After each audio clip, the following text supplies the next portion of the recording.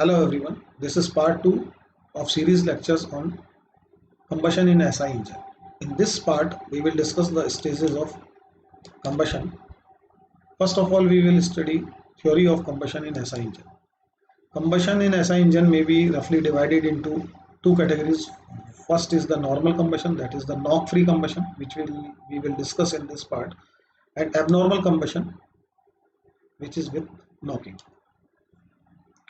A theoretical pressure crank angle diagram is shown here. What is theoretical pressure crank angle diagram? What is pressure crank angle diagram is that on x-axis or horizontal axis, crank angle is represented in degree 0, 180, 360, and on vertical axis pressure is represented. As you see, the crank is directly connected to the piston through a connecting rod. So crank angle also represents in some way the position of piston related to the top dead center and the bottom dead center. The datum point 0 may be taken at any point either on bottom dead center or either on top dead center as per the convenience. Now we are interested only in combustion phenomena, and as we know, the combustion happens just after the compression stroke or just before the power stroke. So we are all interested only in two strokes, which is compression stroke, the last part of the compression stroke, or the early part of the power stroke. So we are interested only on two strokes. So we are representing here only two strokes. As you know that from bottom dead center to top dead center represented, or either the top dead center to bottom dead center represent a single stroke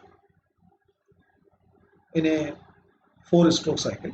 From 0 to 180 degree, a stroke is comprises of 180 degree rotation of crank angle in a 4-stroke.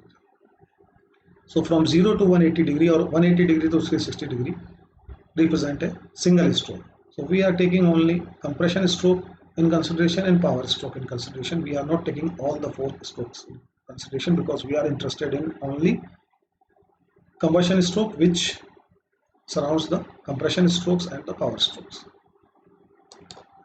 Now from, as you can see, from point A to B, compression process or compression stroke happens.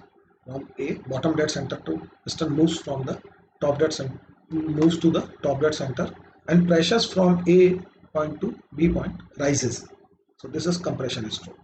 After this, in theoretical cycle, after completing of the compression stroke, after completing the compression stroke in theoretical cycle, combustion happens, and combustion happens at constant volume. Constant volume means the volume of combustion chamber is constant.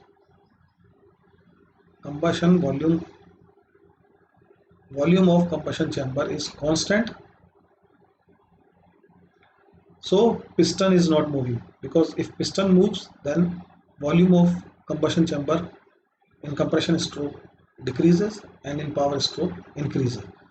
So to fulfill the condition of constant volume, piston should be stationary at top dead center, which is in practice never happens. It is impossible because combustion takes some time, and during which piston moves slightly, rather say 30 to 40 or 50 degree, even more. So in theoretical cycle, we assume that combustion take place instantaneously from B to C. And this pressurized B to C is due to the combustion process, and after C to D is the expansion stroke or the power stroke. So B to C is a pressure rise, and this pressure rise is instantaneously, that is at the top dead center, which is ideal condition, not in practice. In actual cycle it doesn't happen, it takes some time. Now according to the Ricardo, there is basically 3 stages of combustion in SI engine. First is ignition lag, second is flame propagation, and third stage is after burning. Now again take the P theta diagram or pressure angle diagram. Here we choose datum 0 degree at top dead center, opposite to the previous example, for our convenience. So 0 degree is the top dead center, and here is the compression stroke, or here is the power stroke. Now this dotted line represents a motoring curve. Motoring curves. What is the motoring curve? Motoring curve is the curve when there is a no combustion happens. When there is no combustion, no combustion happens, that is represented by a motoring curve. What happens when combustion doesn't happen? Piston move from bottom dead center to top dead center in a compression stroke. Thereafter no combustion happens, so no pressure rise at all, and piston moves without combustion to the expansion stroke, which is mirror image of this compression stroke. So compression stroke followed by a expansion stroke, which is similar curves in mirror image form. So this is called motoring curve if combustion does not happen. Now take ignition lag, that is the first stage. What happens in first stage? A spark through spark plug is produced and nothing happens immediately. A spark happens at suppose A point and nothing happens. The curve follows exactly the motoring curve, that is, there is no change in pressure. It is exactly following there is a change in pressure from A to B, but it is only due to the compression. It seems that this combustion having no effect in pressure rise. So this curve follows the motoring curve until the point B. After B, a slight pressure rise is observed due to the combustion, due to this spark. The effect of this spark can be noticed from point B, where this curve AB start deviate from the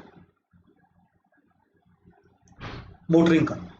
The deviation of this curve AB or red curve started from the motoring curve. A noticeable change is observed here. So this duration A to B, it is called the ignition lag. Ignition lag means a spark happens but nothing happens. It seems nothing happens. It happens inside. Some chemical reaction happens inside the chemical mixture of the air and fuel ratio. But pressure rise is not due to this chemical reaction. It is just due to the compression stroke. So we think that there is nothing happening. So this is called ignition lag. Now during this ignition lag, some chemical reactions happens, and this duration of ignition lag mainly depend upon the nature of the fuel, temperature and pressure inside the combustion chamber, proportion of the exhaust gases or the air fuel ratio of the mixture, and what is the rate of oxidizing of the fuel or heat liberated due to this oxidation. So all these factors control the ignition lag duration. It is roughly about, suppose that 28 degree. So you can see here that spark started from 28 degree before top dead center. This is called ignition advancement. Ignition advancement means ignition started or spark started before top dead center, which is 28 degree in this case, and the ignition lag lasts for 12 degree before top dead center. So 28 minus 12, roughly 16 degree is the ignition lag duration. So all the lag duration or all the phases duration in this chapter is represented in the degree of crank angle. Now second stage is flame propagation. Now the flame is established after the spark. A flame spark is like a solid, seems it's like a solid particle of a solid particle of heat. It looks like a solid particle of heat. But after a spark, if flame is established surrounding this solid particle of or solid nucleus rather say, solid nucleus of spark. This flame finally established, and this flame basically propagate throughout the mixture of the combustion chamber and burn out the combustion, burn out the mixture. This stage is called the flame propagation.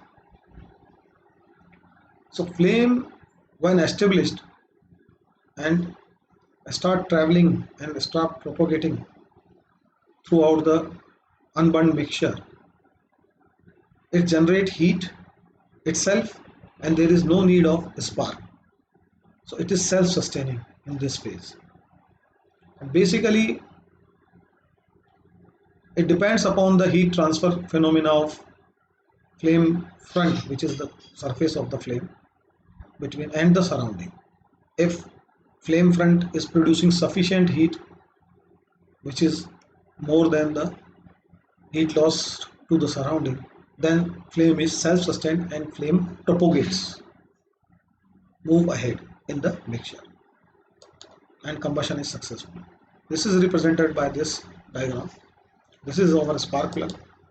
A spark happens. This looks like a solid particle or a solid nucleus, and thereafter a flame is established, and flame is different from shape. It is just like a balloon, and the surface of flame or the flame front is shown in the yellow color. Behind this yellow color or enclosed with this yellow balloon is product of combustion, that is the burnt charge, which is burned due to the spark.